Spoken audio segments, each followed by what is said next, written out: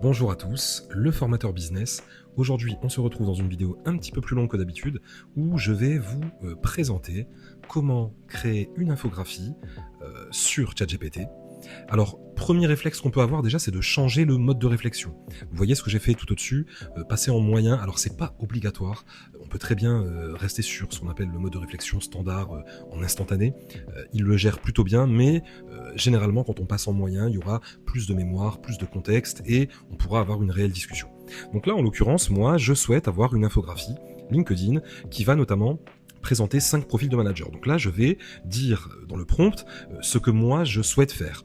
Aide-moi à créer un prompt parfait pour créer une infographie. Ça, c'est la première petite astuce. Si vous ne savez pas exactement quoi dire dans le prompt, demandez en fait à ChatGPT de vous aider à créer le prompt. Et donc de mettre vos contraintes. Donc moi, ça va être une infographie pour LinkedIn. Je demande notamment des photos, je demande évidemment des contraintes de lisibilité, de pas trop de petites écritures, privilégier des encadrés, des icônes, des textes en bullet points, vous savez, pas de longues phrases.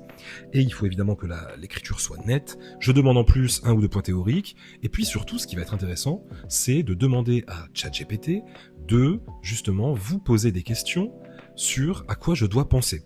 On peut très bien mettre aussi une image sur laquelle ChatGPT va se baser pour créer l'infographie. Si vous avez déjà une charte graphique, si vous avez déjà une direction artistique, si vous souhaitez que, notamment, votre infographie, votre photo, votre image soit la plus ressemblante possible, en tout cas sur la forme, à la direction artistique que vous avez définie à travers la pièce jointe que vous avez déposée. À partir de là, on voit que ChatGPT va vous pondre un pavé, c'est ce qu'on appelle généralement le biais de comblement de ChatGPT. Il va vous expliquer étape par étape la disposition exacte de chaque élément que vous avez demandé, et puis il va également vous expliquer les écritures, ce qu'il souhaite y mettre. Alors très intéressant pour ceux qui souhaitent absolument tout contrôler de l'infographie, lire, maîtriser aussi le contenu qui va en découler.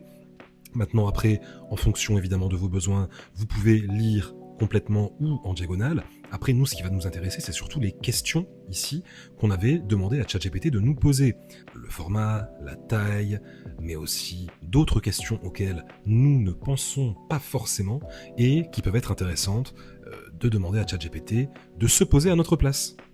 Et justement, donc il y a les questions au niveau de la taille, au niveau du format, et puis aussi en termes de mots choisis, en termes de fond, est-ce qu'on veut garder les mots qu'il a choisis, c'est-à-dire contrôlant, visionnaire, coach.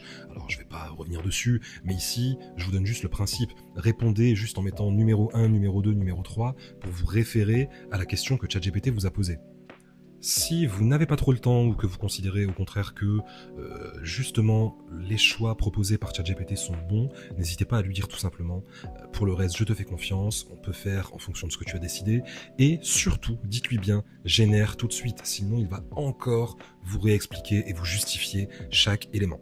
Donc là on voit qu'on est en raisonnement moyen et on voit que ça a quand même pris 2 minutes 56 à faire, donc si vous n'avez pas beaucoup de temps, faites-le plutôt en instantané et on voit le résultat qui a été généré.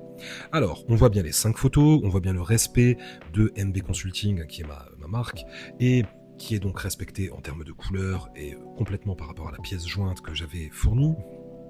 On voit également donc que tous les éléments sont réunis avec des bullet points, des phrases qui ne sont pas trop longues. Alors globalement le résultat est relativement professionnel, alors évidemment après on rentre dans le subjectif. Ceci dit, donc moi j'ai quelques défauts, mais là c'est pour le but de la vidéo, j'ai quelques défauts à pointer et c'est notamment le fait que je trouve que les images fassent beaucoup trop IA et ce sera souvent le cas dans les infographies ou dans les images que vous allez générer.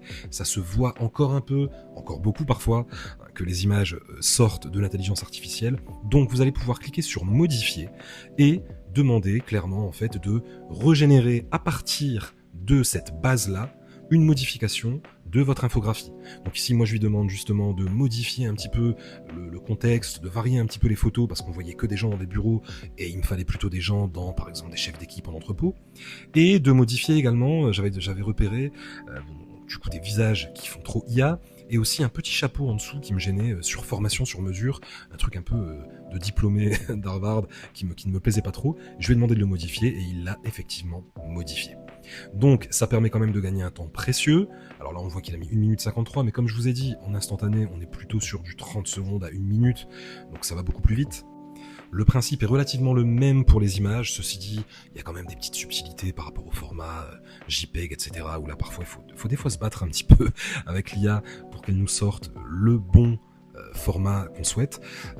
Donc voilà, si vous avez encore des questions, des remarques, n'hésitez pas en commentaire. Si vous voulez que je fasse d'autres vidéos, notamment sur les images ou sur d'autres fonctionnalités images, pareil, commentaire. Et si vous voulez aller plus loin, il y a mes 2 ouvrages. Le premier, Maîtriser ChatGPT, qui a été mis à jour en plus il y a pas longtemps, qui va reprendre justement l'ensemble des éléments spécifiques à ChatGPT. Et puis le second, Maîtriser ChatGPT, Claude et Gemini, qui cette fois-ci parle de la combinaison de tous ces outils, parce que chaque outil a ses forces et ses faiblesses, et ça permet de savoir avec quel outil on peut travailler le plus efficacement.